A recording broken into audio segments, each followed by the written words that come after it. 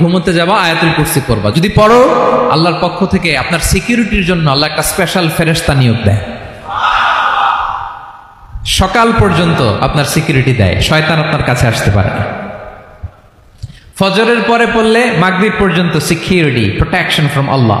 মাগরিবের পরে পড়লে ফজর পর্যন্ত প্রোটেকশন ফ্রম আল্লাহ। তাহলে দিস আয়াতুল কুরসি শুড বি আওয়ার ওয়াজিফা, ডেইলি ওয়াজিফা at every morning and every evening for every Muslim, ঠিক কিনা বলেন? প্রত্যেক মুসলিমের স্পেশাল ওয়াজিফা হবে আয়াতুল কুরসি। ফরজ নামাজের সালাম ফিরানোর পরে আস্তাগফিরুল্লাহ আস্তাগফিরুল্লাহ আস্তাগফিরুল্লাহ 3 বার, সুবহানাল্লাহ 33 বার, আলহামদুলিল্লাহ 33 বার, আল্লাহু আকবার 33 বার, লা ইলাহা ইল্লাল্লাহ ওয়াহদাহু লা শারীকা লাহু, এগুলো পড়ার পরে আমরা আয়াতুল কুরসি পড়ব। তাহলে জান্নাতে ঢোকার এন্ট্রি আমার কেউ ঠেকাতে পারবে? তাহলে পড়বেন সবাই আয়াতুল কুরসি।